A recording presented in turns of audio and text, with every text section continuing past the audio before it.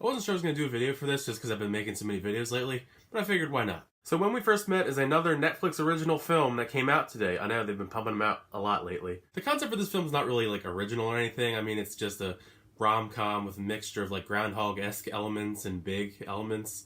But I mean, I like Adam Devine and Alexandra Daddario, so why not give it a shot? Basic rundown for the plot. Adam Devine's character is at Alexandra Daddario's engagement party. And he's obviously a little, upset and all that because a couple years ago when they first met, she friend zoned him and it still bothered him 3 years, to the day. And after the whole engagement party, he ends up getting in this photo booth and he puts a coin in it and, takes photos, the photos you take in a photo booth. And it ends up taking him back in time, 3 years, 3 years when they first met, obviously. And he's trying, he figured if he could fix the mistakes he made when they first met, maybe she would like him and not friend zone him. And, that's kind of like the whole gist. Right from the start, you just kind of feel that it's a Netflix film. Not that there's anything wrong with that, but you can obviously tell that this was something that wasn't actually going to be put out in theaters at all. It's still not like a horrible concept, but you just know. And a lot of the cast in this is in, other Netflix films, because, Adam Devine's actually going to do a Workaholics movie that comes out soon on Netflix. And actually, King Bach and Robbie Amell were both in The Babysitter together. That just came out a couple months ago. Good film, by the way. Definitely check that one out. Now, I didn't hate this film, but I necessarily didn't really like it either. It's kind of like somewhere in the middle. There are some parts I like, some parts I don't. I don't really watch enough of this genre to, to compare it to any others. But the story for this is really predictable. Like, you can tell, like, once the first act is starting up that, like, you know what, beat by beat, what's going to happen. There's really no, like, unexpected twists or turns. Like, I pretty much knew how it was going to end by the, probably like the 20, 30-minute mark in this over an hour and a half long film.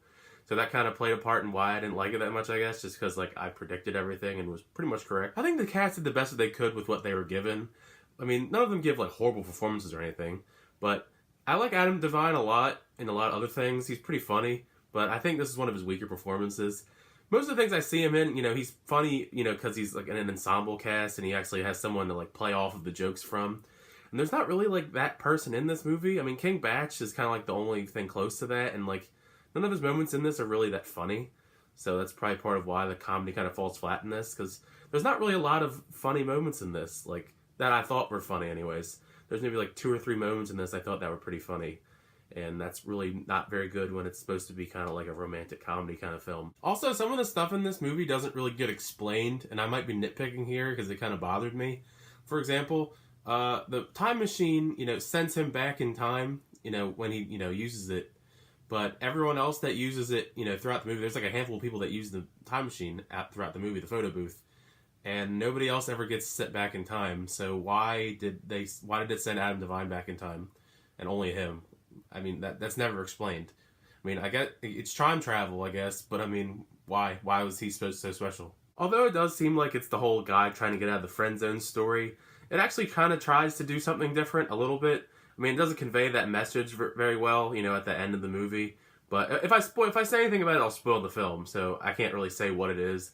But I did kind of commend them for trying to at least do something a little bit different with its message, but it still kind of fell flat for me. Anyway, moving on to my score for the film, I'd have to give When We First Met a D+. Like I said, it's just like a standard Netflix film, nothing special really. It's not horrible, it's not great. You'll have some laughs maybe if you're into that kind of genre, but it's not something that I would recommend seeing unless you have nothing else and you just are bored flipping through Netflix one day. But that's just my opinion. Anyways, thank you for checking out my review for the film. Feel free to leave a like, leave a comment what your thoughts of the film are when you see it, because it's on Netflix right now. Hit that subscribe button.